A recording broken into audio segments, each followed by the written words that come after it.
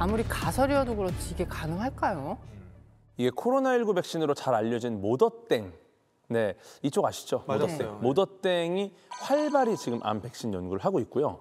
모더땡 최고 책임자가 영국 가디언지에 빠르면 5년 안에 모든 종류 질병 분야에 대한 백신이 나올 것이다. 이런 이야기를 했습니다. 백신의 기본 원리가 예를 들어 뭐 독감 바이러스다. 그러면 바이러스를 이렇게 몸에 살짝 예측해서 살짝 집어넣어서 네. 그래도 나중에 진짜 걸렸을 때 좀 대비가 돼 있으니까 크게 아프지 않고 넘어갈 수 있게 해주는 원리가 백신의 원리 아닌가요? 약간 그 몽타주 같은 개념이라고 보시면 될 것 같아요. 그러니까 도둑이 들면 털릴 텐데 미리 약한 비슷하게 생긴 도둑을 넣어가지고 몽타주를 보고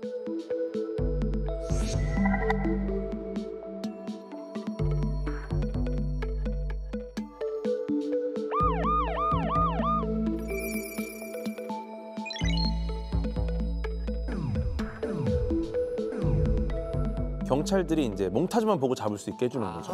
그러니까 약한 균이 들어오고 나니까 나중에 진짜 균이 들어왔을 때 보자마자 이놈은 나쁜 놈이다 했고 때려잡아 버리니까 실제로 걸리지 않는다. 네. 그러면 암 백신도 암세포를 넣는 거예요? 아니 그렇지 않아요. 그러니까 개념이 약간 다른데요. 이건 기본적으로 아까 제가 잠깐 이야기했던 코로나와 마찬가지로 그 mRNA 백신인데요. 그러니까 코로나 백신하고 비슷한 점이 있어서 그래요. mRNA, M이 메신저란 뜻인데요. 이게 하는 역할은 뭐냐면은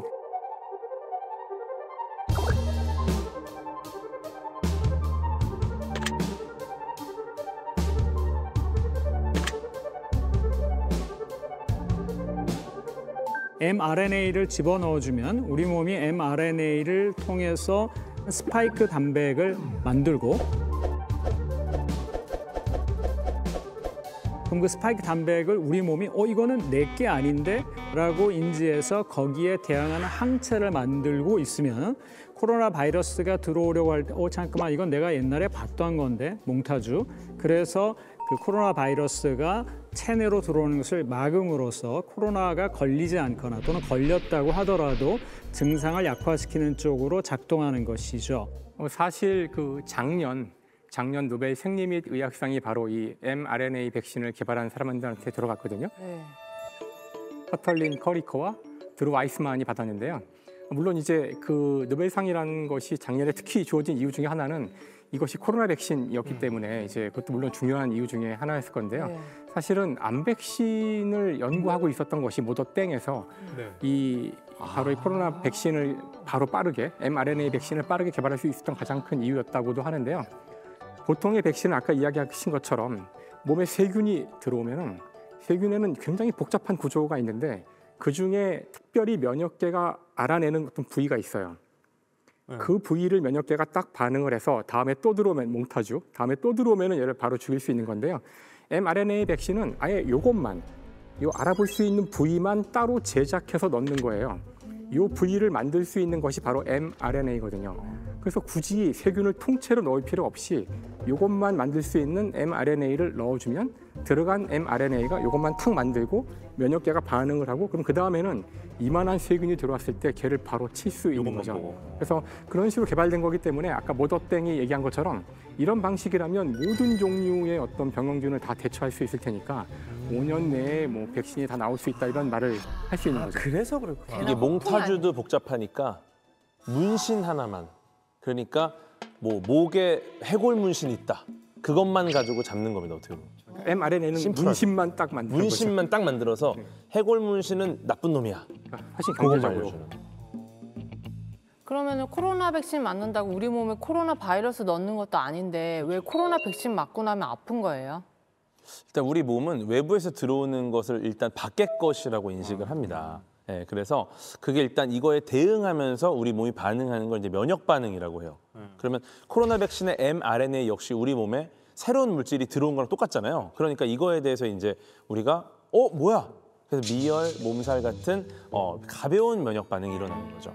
쉽게 말해 몽타주를 바로 넣어주면은 보고 좋아, 들어와, 때려잡는 이게 기존의 어떤 그 백신이었으면은 이거는 몽타주를 직접 그리게 알려주는 거예요. 이렇게 코가 어떻고 눈이 어떻고 그럼 듣고서 이렇게 딱 그리다가 근데 이것조차도 그걸 하는 과정 자체가 힘들고 놀래는 거죠. 몽타주를 그리다 보니까 왜 이렇게 무섭게 생겼어? 깜짝 놀라서 이제 미열이나 몸살이 딱 내 수준에 맞게 설명해 준다. 궤도가 친절해. 딱 나한테 딱 맞아 눈높이에 설명하는 야, 수준이. 고등학교 선생님, 유치원 선생님 약간 이런 느낌으로. 자, 오늘 가설이 2040년 전 국민 암 백신 맞는다 이거잖아요. 그런데 이 암 백신이 개발된다고 해도 정말 전 국민이 또 맞을 수 있을까요? 금액도 좀 걱정이 그렇죠. 되고 궁금하네요. 코로나 백신 같은 경우에는 거의 다 맞았잖아요. 근데 코로나 백신을 거의 모든 사람이 맞을 수 있었던 거는 코로나가 좀 전염병이기 때문이었던 것 같다는 생각도 들거든요. 코로나는 부자들도 전염이 되잖아요. 그러니까 공평하게 백신을 맞게 해준 거죠. 근데 이게 이제 암은 또 다른 문제가 아닐까?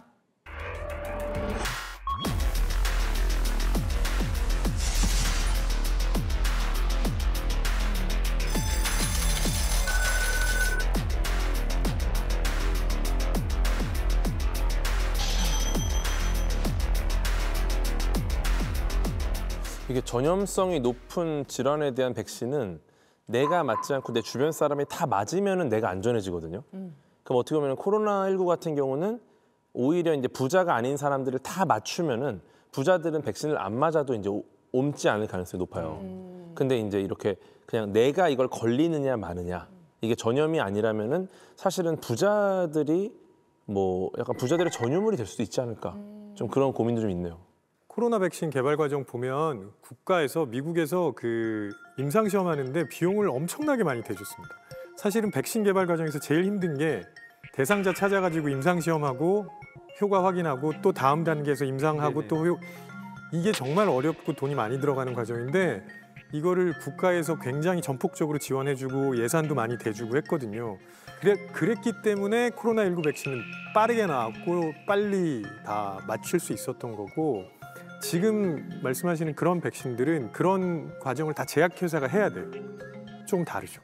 지금 워낙 많은 사람들이 암으로 죽고 있잖아요. 그러니까 사실 시장이 어떻게 보면 되게 크다고 볼 수 있고 국가 입장에서도 그 암으로 그 생기는 피해, 희생이 너무 크기 때문에 아마 이게 정말 제대로 된 백신이 나온다면은 가격을 낮출 수 있을 협상을 국가가 하고 상당히 많은 세금도 투입할 수 있을 거라고 생각을 해요. 왜냐하면 이게 실제 가장 중요한 저희 사망 원인 중에 하나잖아요. 이 양극화 문제를 이야기할 때 항상 정부가 나서야 한다, 정부가 어떻게 해야 된다라는 생각을 하는데 이게 미국을 제외한 많은 국가는 그렇게 생각해요. 당연히 어떤 신기술이 나오면 폐해가 있을 수 있고 그건 당연히 어떤 규제가 필요하다 내지는 최소한의 가이드라인은 필요하다라고 가는데 우리가 놀라운 증명을 하면서 계속 접하게 되는 지식이 미국 발이거나 아니면 미국 쪽에서 나온 지식을 받아들이게 되는데 미국 쪽에서 나온 지식은 굉장히 특이하게도 신기술을 전파하고 모든 사람들에게 배포하고 하는 일은 당연히 기업이 해야 된다라고 생각을 해요.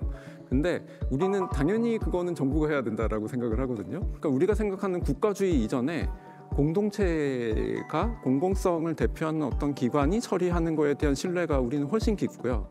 미국이라는 사회는 독특하게도 기업이 해도 된다. 기업이 그렇게 해서 돈을 버는 게 좋은 거다라고 굳게 믿고 있는 것 같아요. 그래서 그 차이가 계속 나오는 것 같아요. 우리 이야기하면서. 복지 차원으로 가면 많은 사람들한테 혜택을 골고루 나눠줘야 된다라는 논의로 이어지게 되는데 이게 신약과 관련돼서는 고민할 지점이 하나 있어요. 그러니까 글로벌 제약회사들은 신약을 개발을 하면 당연히 투자한 돈이 많기 때문에 비싸게 팔고 싶어 합니다. 근데 우리나라는 건강보험에서 전 국민에게 비교적 싼 가격으로 공급하는 걸 우선적으로 하거든요. 그래서 신약이 개발됐을 때 우리나라에 우선적으로 들어오는 일이 별로 없어요. 왜냐하면 우리나라의 공급가액이 낮기 때문에. 그래서 비싸게 팔 수 있는 나라에 먼저 주는 거죠. 그래서 이 부분은 사실 뭐 사회적인 논의가 좀 필요한 부분이기도 합니다. 왜냐하면 급하게 기다리시는 분들이 있는데 이게 협상이 잘 안 돼가지고 좀 잘 못 들어오는 경우들이 있거든요. 백신이 진짜로 나오거나 치료제가 나와서 결국 암이 완전히 정복된다고 치자고요. 그러면 인간 사회는 어떻게 바뀔까요? 난 보험회사가 다 망할 것 같아요. 보험회사가 망할 것 같아요. 그러니까 암보험은 없어지겠죠? 근데 암은 우리 사망의 25%밖에 안 되니까 이유가 여전히 75%로 죽을 게 있잖아요. 뭐 지금 넌 죽을 거야. 아니, 그러니까 더 많이 개발을 해야 한다는 뜻이죠. 아직 그렇죠, 암정복으로 끝나지 않는다는 얘기예요. 저는 암은 일부분이겠죠. 저는 치매 환자가 더 늘어날 것 같아요. 왜냐면 사람이 오래 살면 암이 걸리거든요. 그러니까 암에 걸려서 죽는 거예요. 근데 안 죽잖아? 그럼 당연히 치매를 걸릴 수밖에 없어. 맞아요. 진짜 암이랑 치매 잡잖아? 그 다음엔 약간 한 인간 수명 한 300년으로 늘어날 수 있어. 그런데 너무 걱정하실 거 없는 게요. 올해 10월 달에 네이처 에이징, 그러니까 네이처 자매지 하나인 이제 아주 유명한 잡지에 이제 논문이 하나 실렸는데요. 이 논문의 요지는 이겁니다. 한국을 포함한 10개국 가장 많이 사는 쪽 사람들의 이제 소위 생통계를 이용해서 미래에 그럼 사람이 얼마나 오래 살 건가를 이제 시뮬레이션 방식으로 예측한 건데요. 그 연구 결과에 따르면은 지난 30년 동안 인간의 기대 수명이 확 늘었는데 최근 들어서 그 기대 수명이 느는 속도가 현저히 감소해서 어머나. 그 예측에 의하면 지금 태어난 애들 중에 100세를 넘길 아이의 이제 그 분율이 여자의 경우에는 5%, 남자의 경우에는 한 1.8%밖에 안 될 거다라고 합니다. 지금 태어난 애들이요? 예, 그러니까 이제 지금 태어나는 애들. 아닌데 나 100세 시대 살 거라고 그러던데. 네, 그러니까 그렇게 얘기를 하는데요. 실제로 현재의 통계는 저 한국 같은 경우도 72년 대비해서 2010년, 그러니까 40년 사이에 약 20세의 기대여명은 이제 태어날 때 앞으로 얼마나 살 건가를 표시한 건데요.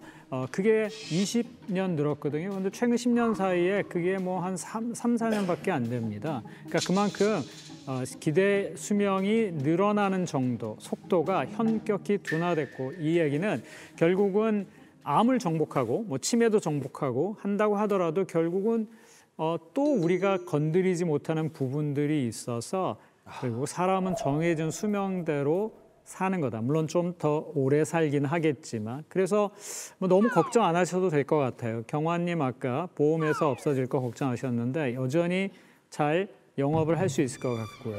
네, 그렇습니다. 괜한 걱정을 하셨네요. 보험에서 걱정은 당신이 왜 하세요?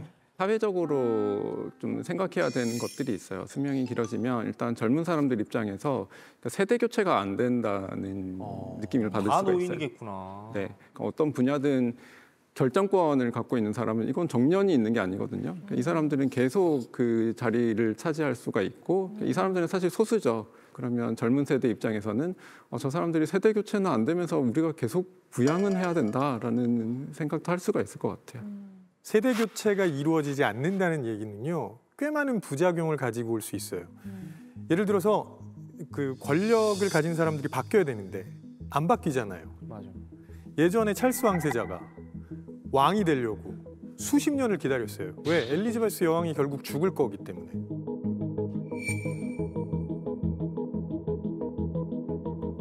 근데 그게 아니에요. 만약에 엘리자베스 여왕이 영생을 한다고 생각하면 왕세자의 지위가 의미가 없는 거예요. 그러면 무언가 음모를 꾸미거나 나쁜 짓을 할 가능성도 사실 배제하기 어렵다는 거죠. 그리고 다른 측면 중에 하나는 뭐냐면 결국 몸이 안 아파요. 그러면 마음을 다스리는 게 되게 중요해질 수 있습니다. 네. 그때부터 그 사람들의 마음 건강에 대한 관심이 훨씬 더 증가할 가능성이 크고요. 요즘 우리나라에서 제일 많이 이야기하고 있는 것 중에 하나가 행복이거든요. 그건 우리가 그만큼 각박하게 살고 있고 경쟁이 심하고 그다음에 결국은 끝이 있다는 생각을 하기 때문에 조금이라도 좀 더 행복하게 살고 싶다는 얘기이지만 만약에 이게 길게 가고 그다음에 언제가 끝이 모르고 이러면 제가 보기에는 권태 혹은 지루함 이런 데 대한 관심이 더 증가하지 않을까 싶거든요. 사실 그런 미래를 그린 그 책이 있잖아요. 그 걸리버 여행기에 저희가 언제나 소인국과 거인국만 기억하지만 그 다음에 걸리버가 가는 곳이 라퓨타라는 곳인데